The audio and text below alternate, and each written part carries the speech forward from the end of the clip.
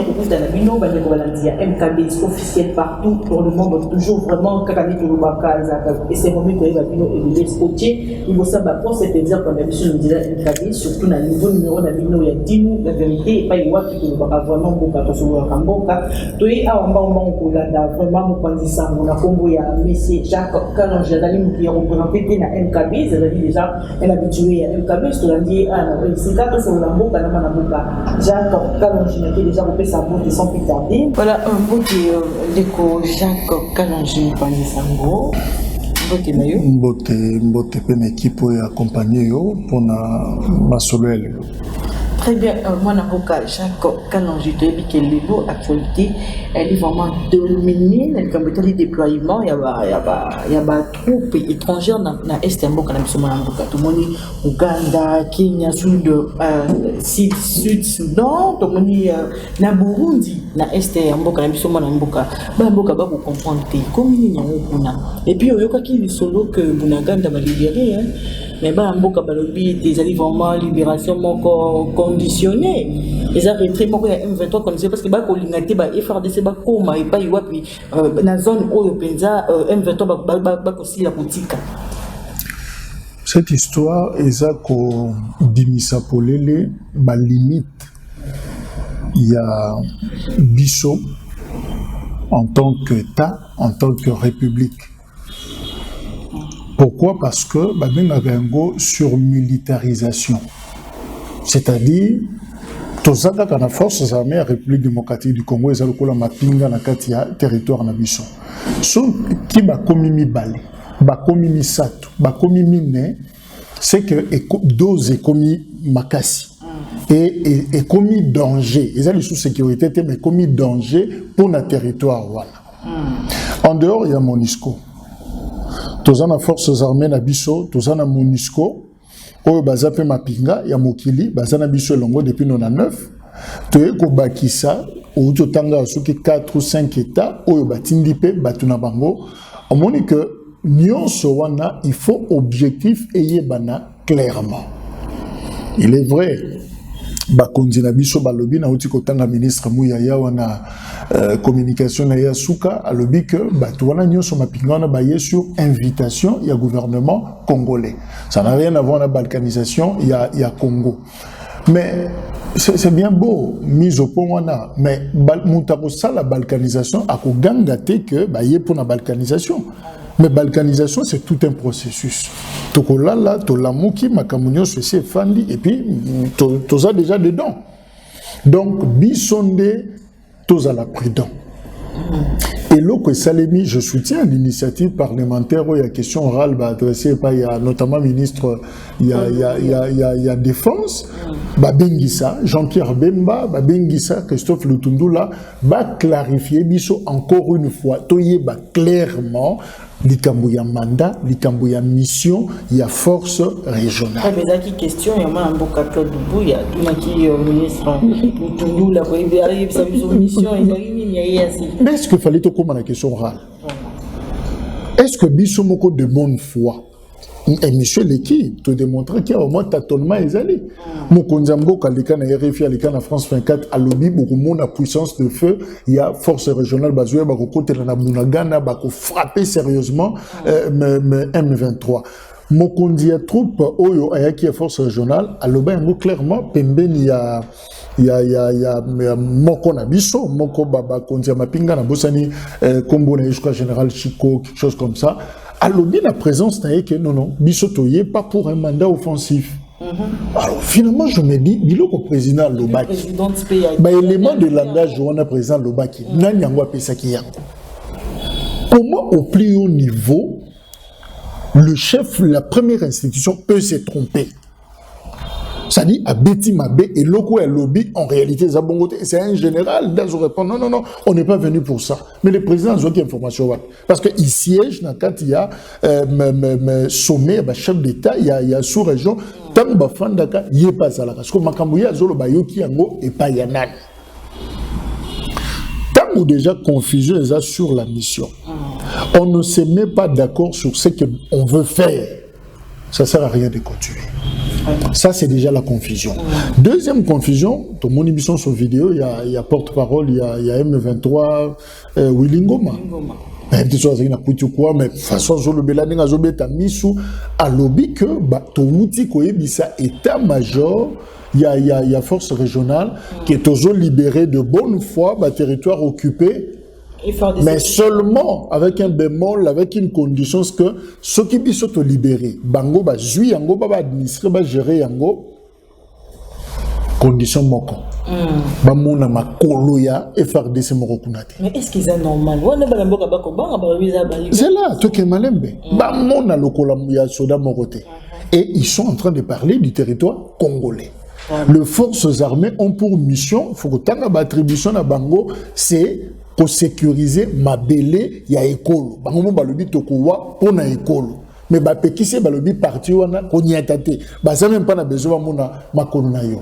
Mais là ça c'est grave. Alors, je suis curieux à la réponse état-major, il y a force régionale des Akini. Ma répondre à Gibangoni. Et puis Willy Ngoma donne l'ordre comme ça. Et c'est fini, et c'est ce que nous sommes en train de vivre sur terrain. Ils ont bel et bien libéré quelques territoires. Mais territoires où on a forces armées Nabiso, pas en difficulté au Kuma. Et Meminga Natal, encore une fois, c'est fameux article 4, il y a charte, il y a EAC. Balobi que la communauté peut administrer, peut gérer, peut céder. Ma belé ya ba état membre akoko disposer ko sala nango o ya lingi. Alors là je me dis est-ce que tu as déjà dédenté? Est-ce que nous ne sommes pas pris au piège? Est-ce que tu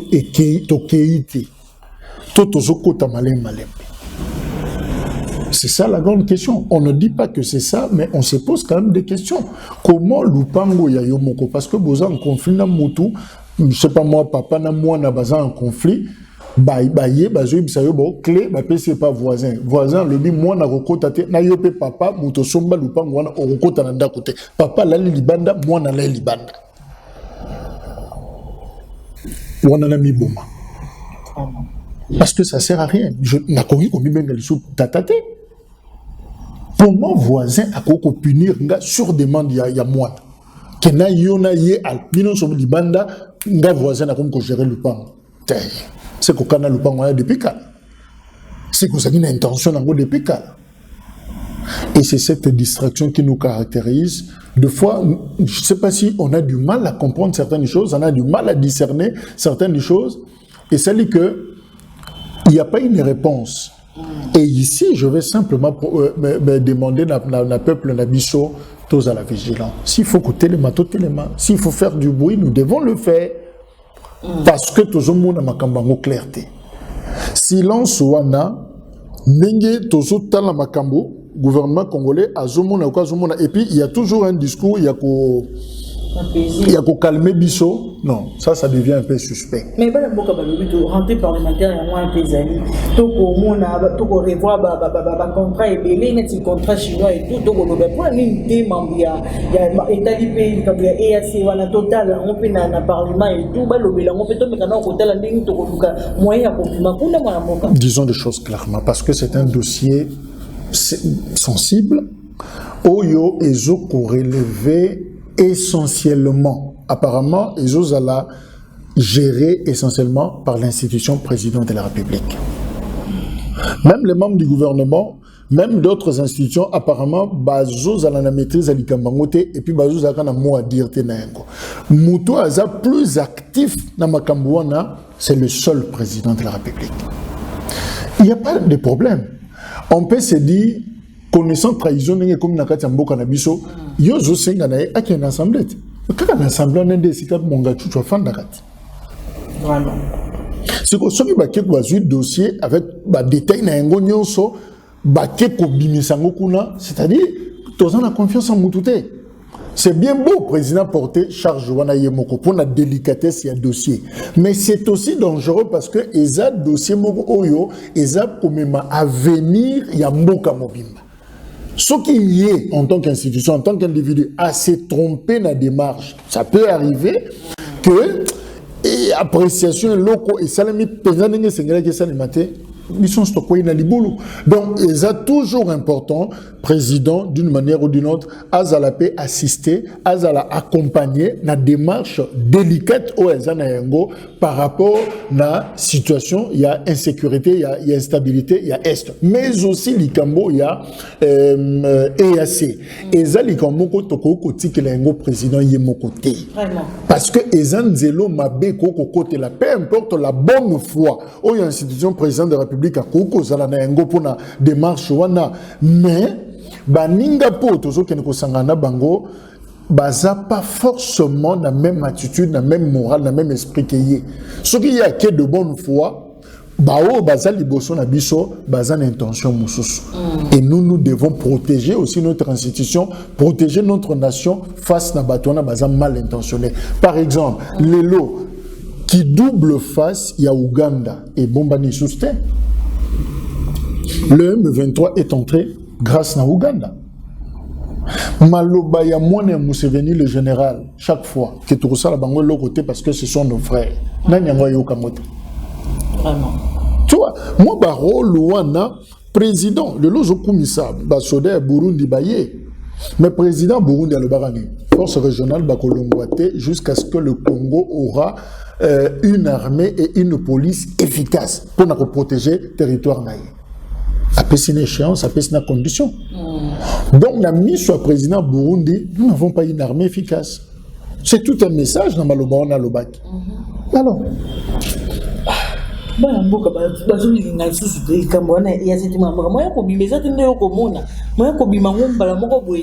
Tokoti Kobima, le peuple souverain, ce qui a s'imposé et a sali une forte et grande pression sur ses dirigeants, sur ses représentants, c'est alors que solution qu'il y a. Mais surtout qu'il y a une attitude moko attentiste, attitude moko un peu, il y a distraction. Mais bango peut peuple azano ya kolala to continuer. Azano ya kolala to continuer. Mais ce qui peuple a tellement le bignette et l'autre on a to boyango. On ne continue plus.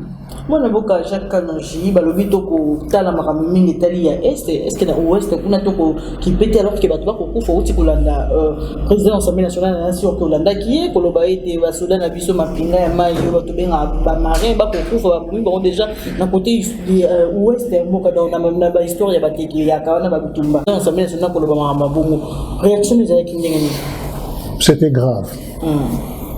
Je même tweeté tant au président Sambla Zoloba, nous n'avons plus le contrôle de notre fleuve.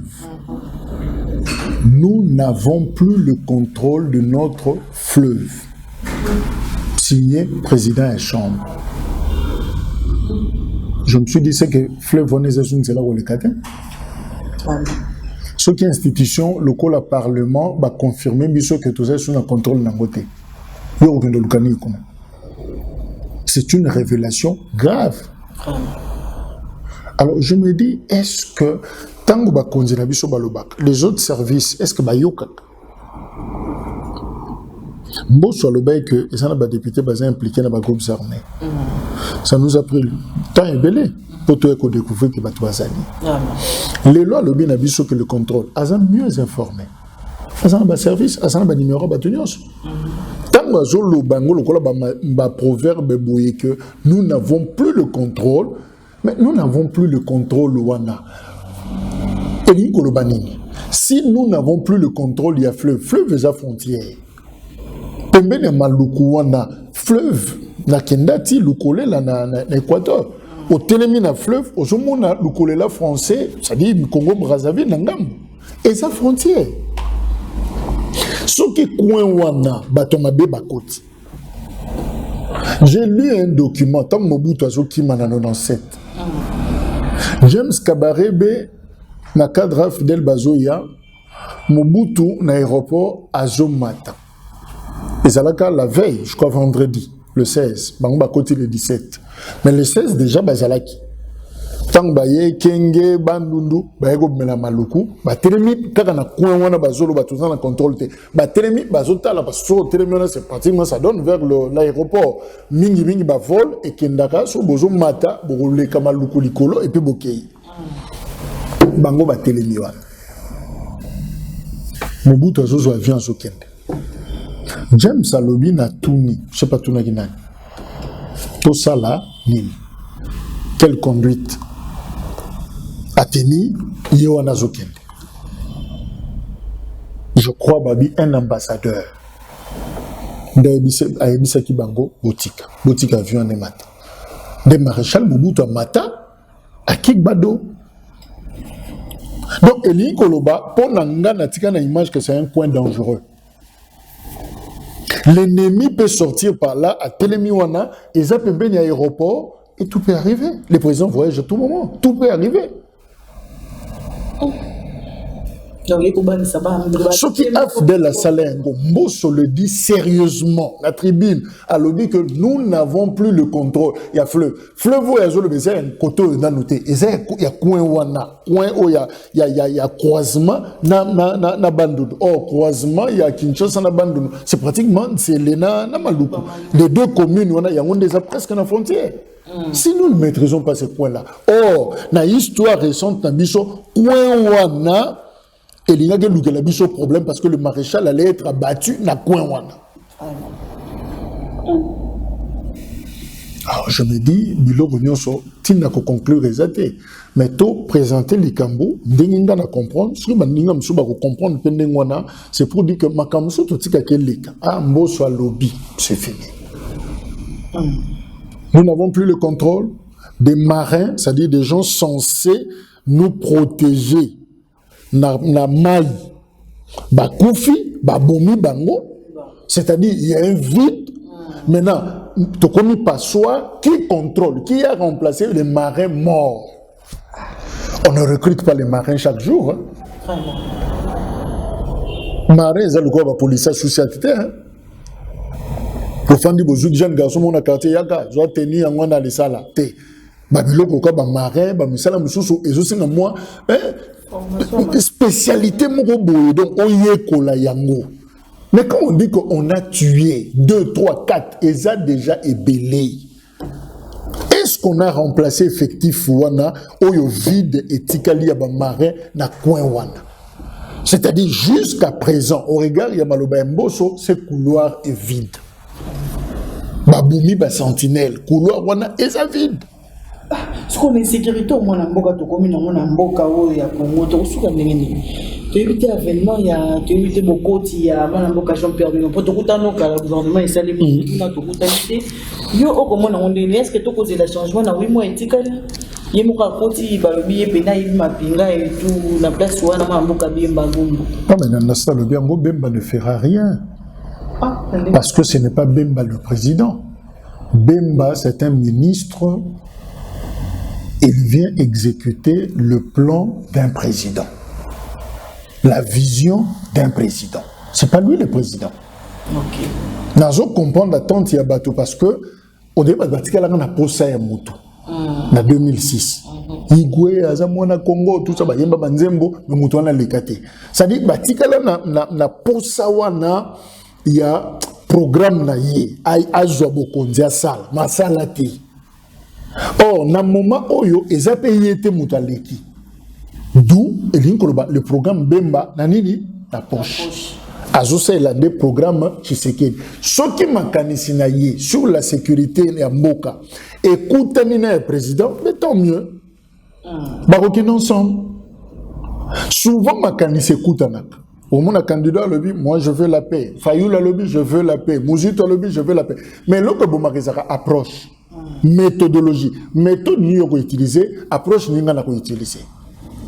Approche Tshisekedi, tout sangana, bande quoi assez. Peut-être approche Fayoul Mouzito. Non. Il faut sortir de l'EAC. Mais, bangono sur la vision moko. Tout y a qui vient à est.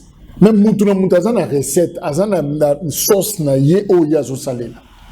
Alors, ce qui Bemba Azana sauce wanate à Tshisekedi, il aura du mal à s'en sortir dans Moussala. Donc, on ici singa malobaba na mbo. Bon, et comme à chaque fois, Olingo bouger mes copo yo, te baïbso non. Moi, je ne vois pas les choses de cette façon. Zong ça me place les alaki. Olingo changer papier non. Ngana zomo na ngobongote zongisa.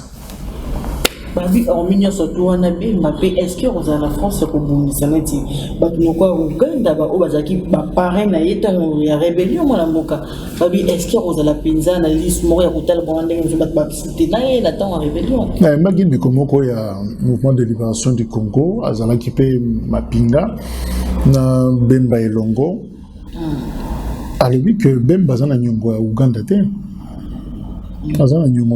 C'était dans un contexte précis, accompagnement ou parrainage à Ouganda et Salami. Bon, on a évité ce cas numéro présent, Museveni Tilelo, ça je ne sais pas, ce sont des relations. Et mais pour le reste, Bemba, responsable, na Katia Mboka naye, azana secteur, il y a défense, azana nyongote, pas Museveni. Ceux qui Mboka isingi asale loko, asale. Ceux qui va le bif frapper, Ouganda, Afra. Ceux qui asale ngote comme autre trahison. Tout baloukelande, c'est quoi Bemba? C'est-à-dire, biso, on a besoin que tout notre relation, ni yazana ngokuna. Biso, tout le monde a ministre de la défense. Ce qui ordre dans le cadre de la vision, politique, il y a défense, politique, il y a sécurité, bazana yango. Ce qui est singi qui te fungoli mandu qui contre Ouganda, tout ça la guerre na Rwanda. Ce qui est option, c'est que tout ça la guerre na Ouganda. Et que Eza Ndimami, guerre bani, si Bemba recule, c'est une trahison. Aza obligé, il y a ça la volonté, il y a Mboka, il y a servi Museveni, il y a servi Congo. Alors, ce qui besoin moko exact dans ce sens-là, a ça la volonté nabiso et non il y a kuna. Donc, on n'a même pas besoin que tout na relation naie. Non, je sais que Bemba c'est un homme d'État, a ça na relation na chef d'État ebelé, a ça na relation na Messassou Swawa, a ça na relation na nani ya Guinée, a ça na relation na Batubele. Mais c'est normal en tant qu'un homme d'État. Mais quand il faut servir son pays, ce qui mboka na yo, bazan a moi problème na mboka wana. Mais tu prendras cause il y a mboka na yo. Donc on n'a pas besoin que ba relation na ye est-ce que kokoka a kokoka aza obligé kokoka ce qui besoin commis ce qui moment on est commis a kokoka aza na besoin sinon il va frôler la trahison. Bon changer il y a commissaire et tout to cause la tête quelque chose c'est insécurité les qui me casse na mboka moi. Commissaire dans la police. La police oui. Non, pour changer dans la police c'est bien beau.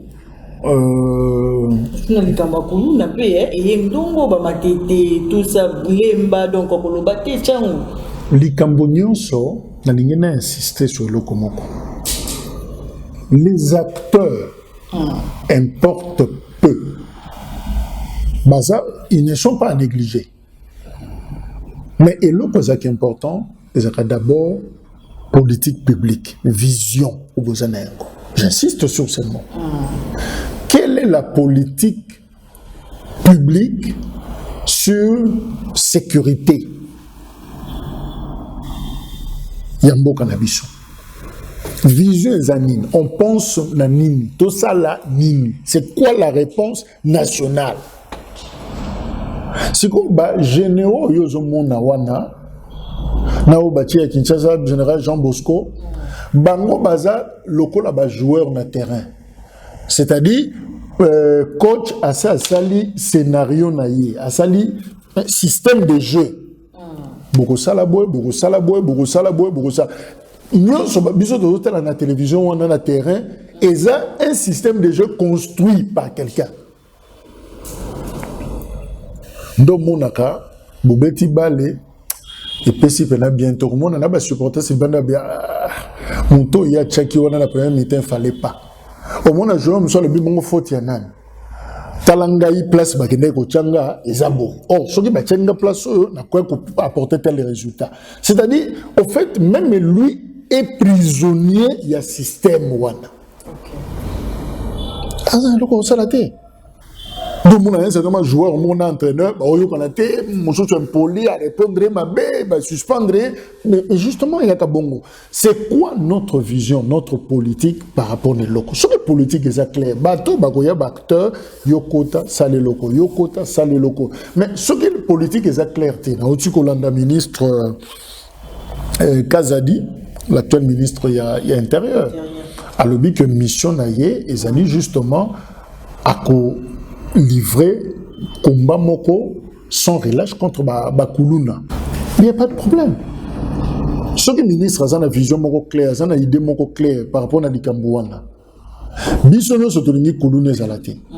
Mais tant que Nyamaza, sous Joseph Kabila, je crois que c'était l'opération Likofi. On a vu ce qu'on a vu. J'étais un moment à l'Équateur, mais j'ai vu de Koulouna, parce que Kimi Balbimi na Mbandaka. Bakota Masuwa, je ne sais pas, ils se sont retrouvés en Mbandaka. Parce que Kanyama exécutait politique Moko, mais na style Moko. Et puis après les organisations droits de l'homme, lobby, on est au moment tout. Cette fois-ci, comme Bazui, Ngobila a livré Bango, mais général Kassongo Paye, Pesi général Kabouik, Kanyama Kassi, c'est pas que ça. Badou sur le vité, Banabatoison Yokoma, on les a travaux forcés, vous savez, c'est mon bilanga. Ce qui peut être que bon, à Kinshasa, Bazokata Batuma Boko, si vous savez, Bango Nini. Bon, tu peux bambouiller Kabatou, ça, Batou, on peut avoir droit de l'homme. Et l'oko balingaka, et banakate. Mais ils attendent que l'action, il y a une autorité sur le Basali, bango baye ko consécuté, baye na ba vie na bango, comme pour faire plaisir, peut-être na ba bailleur, na ba partenaire ou ba travailler na bango, mais aider aussi le gouvernement. Si vous avez pensé mot clair sur ce qu'on doit faire, ce qui est vrai, nazana mwana mokolobi, baye linga image. C'est un neveu. Bakati Mukongo, Kobanda Likoloa Wanakingo. Tina Ange, Mbélié Kati Moussounie Fungwami Boy. On me parle de 54 épingles. Bon, yo bisanga tango yo ko banda ba discours belé. Mais pour l'instant la famille biso batoza victime, la famille siko Mukongo ngone c'est un finaliste. Yo bisanga Mukongo ko beba. Il peut avoir des difficultés pour na refanda.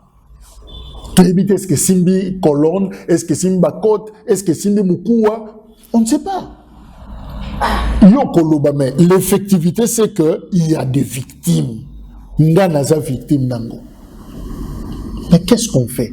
Si nous avons une idée, on peut savoir qu'on dit, mais nous avons une idée, il y a peut-être un kanyama, on a un limbi na mango.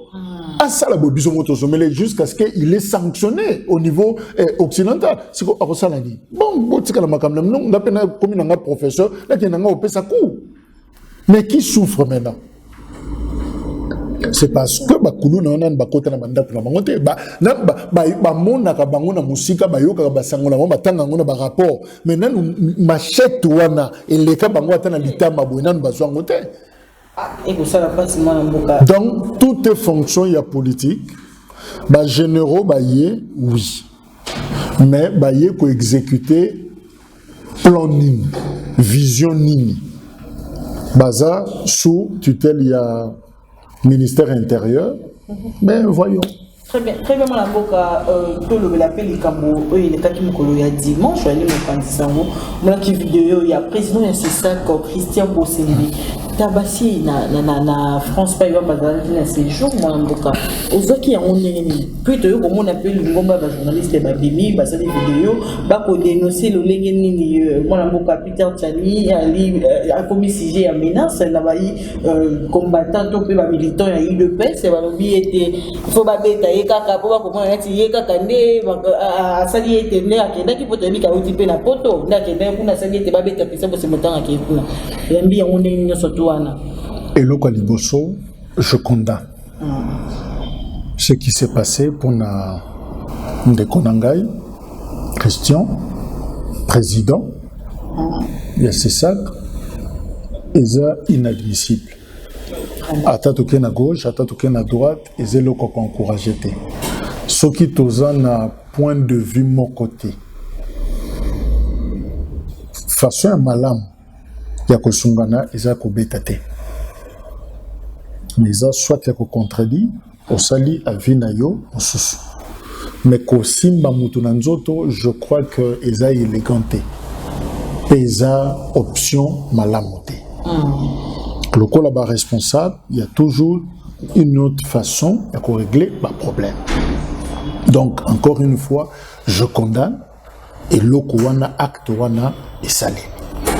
Et ça et loko moko ya mabe. Et puis il faut aller plus loin parce que Bosembe est l'unique kate. Ils appellent les bosoté. Bakingo wadondo bakuta na makambo wana. Bakonzi na biso ebele no yebi ba personnalité bakuta na makambo wana. Mais je crois que tout même débat politique na ba terrain wana te. Même biso batoza ko sala ba émission en tant que journaliste. Et l'autre ça n'a pas ces années. Au moins ande comme susu a komeli abimdeko. Pourquoi pas nous allons pas journaliste RFI? Pourquoi vous arrêtez le coup là-bas? Exemple, il y a Alain Foucault. Pourquoi pas vous arrêtez le coup là-bas? On a tout le monde. On a ça comme ça là. Non mais justement, ton coquille comme ça, ils ont un mot compliqué. Mais le problème c'est ça rappelle bien. Problème il y a battu années, balingi ba contrôler journaliste. Balingi ba salisa ye oyo bango bazo kanisa. Balingi makambo ko bimana munoka journaliste écoutana na makambo oyo azo kanisa. Et c'est là le problème. Dès qu'on a moi si oyo salaka na YouTube on a tout monde akaye ba question na ye ezalaka loko la ba question moko boye loko la tendance moko. C'est-à-dire, comme il peut influencer même ma question aux opposés. Yopé na kobanga. Comme aux programme là pour voyager, dans un monde to kabouane. La journaliste baza pro, la journaliste baza au monde mutabengo même de koja yo za journaliste pour nan. Comment on a tendance? Mais pour yo moko loba ka ça pro nan. C'est ça le problème. Donc, laissez-nous faire le travail. Makamo journalisme national au bengo depuis quand? Mboka na biso eza na contexte nango. Oui, je sais qu'à un certain moment pour Moutou ab se retrouver. Et c'est ngeli atenga mamwa moke. Chose à dire. Mboka ezanga subvention. Mboka zange loko en fait près ces eaux vivent loko la bachegi c'est-à-dire bachegi on mon ezana ba maman ba bota ba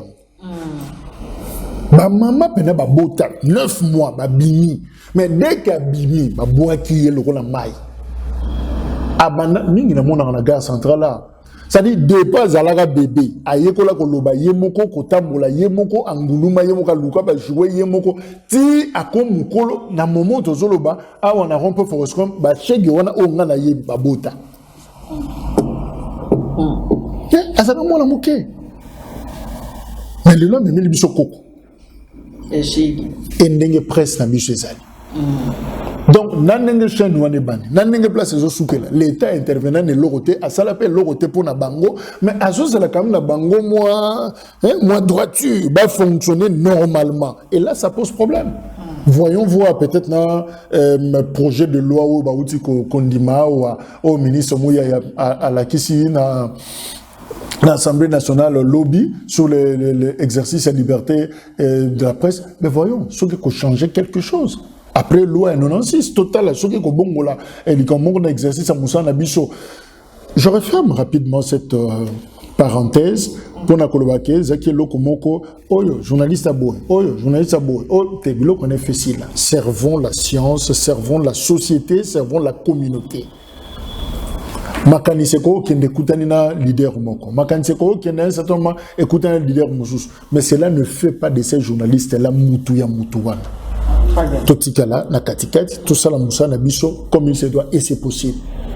Rester professionnel, c'est possible. Même dans un contexte, il y a difficulté, même dans un contexte, il y a pas si. Parce que je me dis, sur le commis, il y a Koubeta.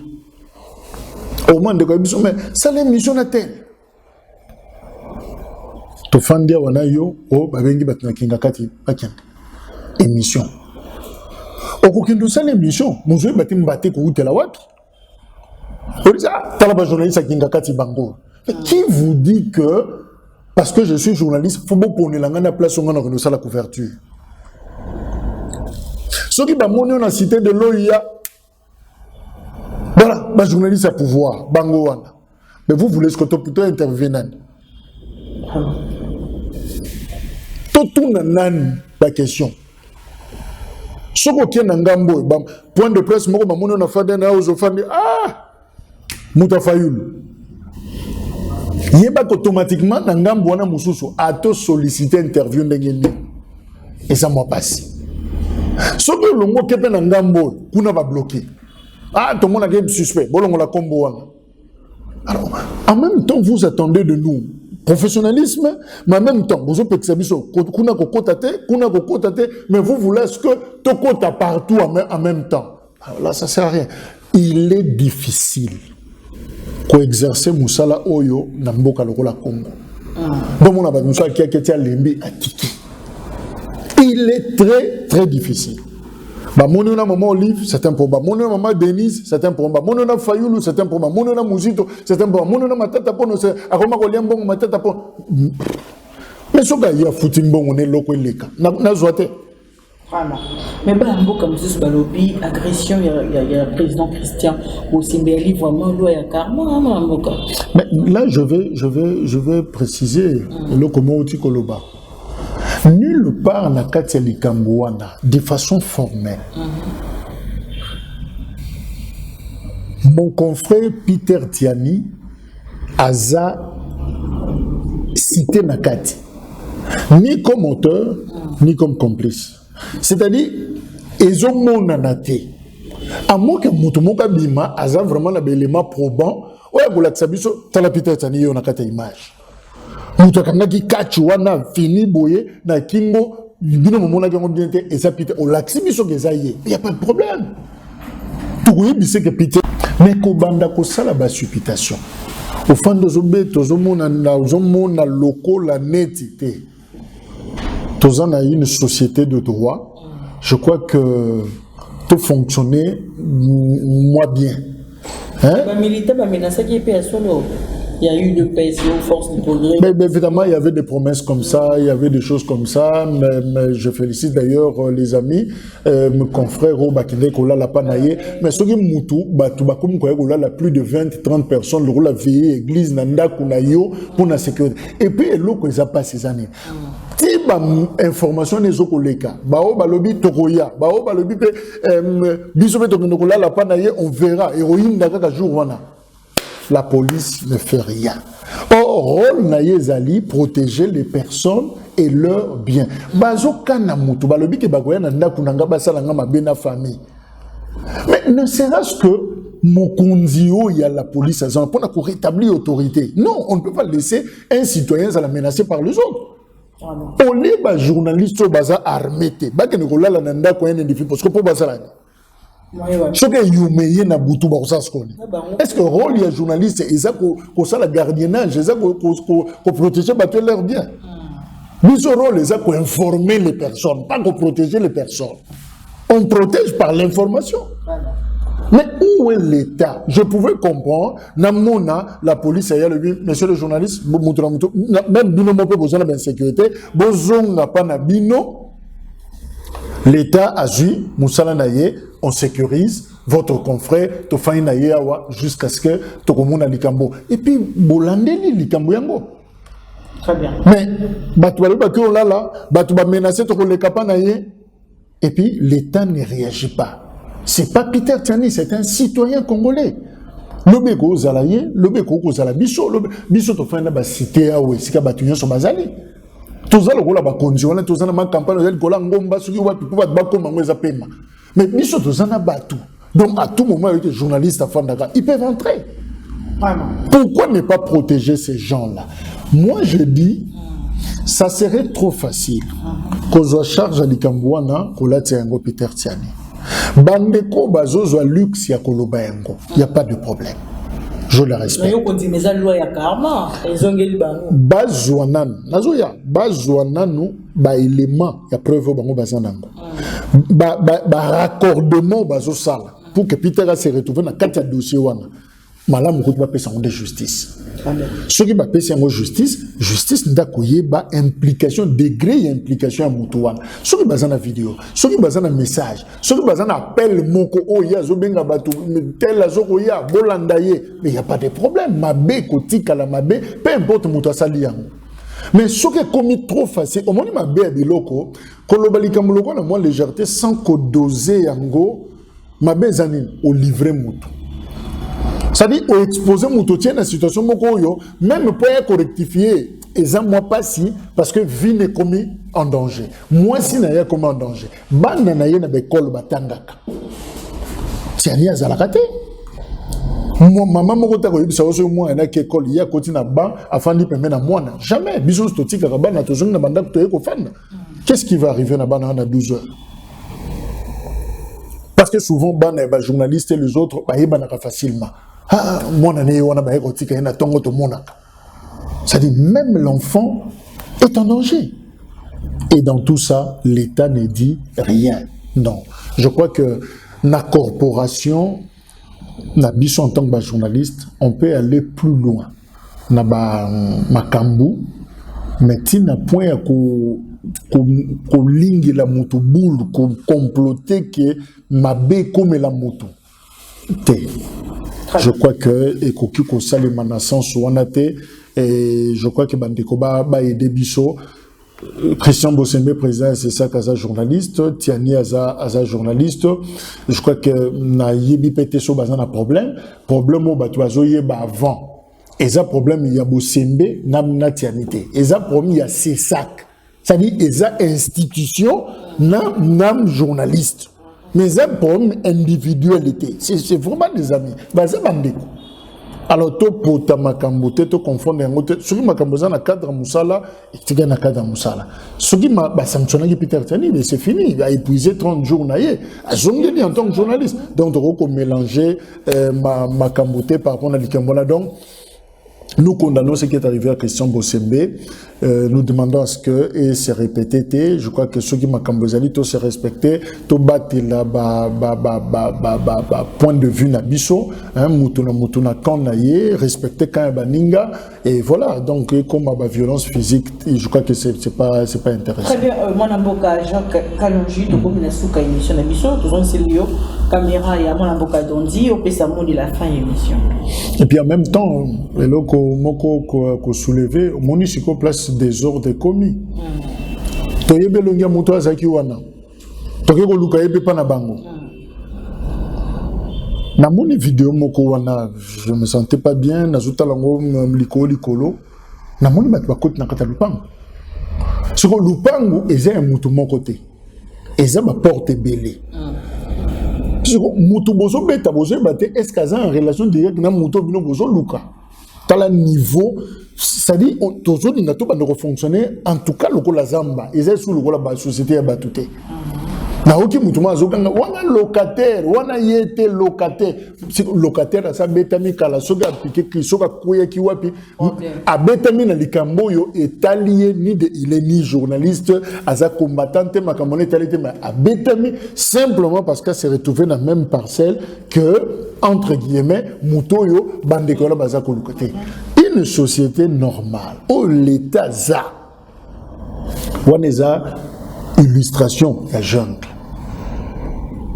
bazo kanaka batu bazo betaka batu bazo moi je pense que ce qui est aussi important à faire dengue c'est ça kasali la message naie et c'est qu'il peut interpeller l'autorité française faut pas que tout na bango Christian c'est quand même chef il y a une institution d'appui à la démocratie le local d'Ima président Séni, institution d'appui à la démocratie, ce qui a voyagé en France, mais tout le monde sait que c'est Kadima, président de la centrale électorale, il y a Congo. Ce qui a ils ont un moins minimum, il y a moins égard diplomatique de Sénégal Salema par rapport à il représente l'État. Il n'est pas un président, il y a une institution au même degré que Séni. Comment il peut se retrouver dans la situation là? Et même si, par exemple, Dikamango est commis, il faut mon attitude. Bah menacer, bah agresser. Kaka bateau civil, nde bakeli su ko délivrer na situation na ko bimisaye ba ye na ye kaka bango ba sali sous vidéo pour dire que il est bien portant. Il n'y a aucun médecin, il n'y a aucun service, il y a loko moko ya l'état français oyeye ko entourer Christian Bosembe ezate atabino moko forma. Donc dernier phénomène on est leki dimanche wana le gouvernement français n'est pas au courant. Aïe de l'autre côté. Ambassadeur, il y a France Sawa. Aïe que présent, il y a bon je visa parce que aïe que présent c'est ça que moko abimaki na Congo akepa na biso kuna. Nous makambe comme lié ba service na bango intelligent. Ba yebisi était que mutu moko officiel moko Congo azakuna, il vient d'être menacé. Et puis c'était quoi la réponse? Au moni bilo Congo, tozoloba que mo ba trois options à valeur té. Batu bazo biso na valeur te. Président Macron aye. Avec au fond na bandala zo mela Castel. Ni bi bandala ngeza. Ogi mutabambie mulangi. Ogi mutabuki mesa. Général Kassongo azo konyo comme asalise atomboli Castel et tout ça mutasali le côté. Parce que ba konzina biso bazui conscience kaza officiel aza mokonzi ya mboka un pays ami nenge tolobaka aye pa na biso eza kwa mupaya ye pa na yo il faut entourer na moi assistance moko pour kazo likamate na ndako na yo. Macron abima wa sans problème. Ce n'est pas na kuita Castel même on l'a sécurisé quand même. Mais pourquoi na tour na biso on prend des choses comme ça toujours comme makambo biloko wana ezaketa d'esprit. Très bien. On a biloko wana ezaketa d'esprit. Ça dit soko o mizwa kamuki. O bando mona peut-être batu bando considérer ndenge yo moko zo mizwa et puis yo moko no mona normal. Congo tomi kitisi makasi, je crois que ce qui est important to pesa na sepelaka mingi peut na suki sa wana na la Zaïroise to bande ko yemba hymne national peuple grand, peuple digne à jamais tous à libre. Donc toujours on a fierté wana lo lendo wana ya Congo oyo mutako ko saka na biso boité. Je crois que ceux qui tozongisi yango le Congo et que la respecter et que sous Congo ba Ouganda ba Burundi ba force régionale mais un Congo qui se respecte et qui se fait respecter. Voilà, merci beaucoup monsieur Jacques Kalanji pour la disponibilité vraiment pour répondre à l'occasion de l'histoire du poids de l'eau. Merci à plus de MK, vous avez qui est qu'on a besoin de la émission de vidéo dit la vérité au poids de l'eau. Avec une estimation, vous représentez le héros, peut-être prochainement, c'est que Jésus-Christ a zominé.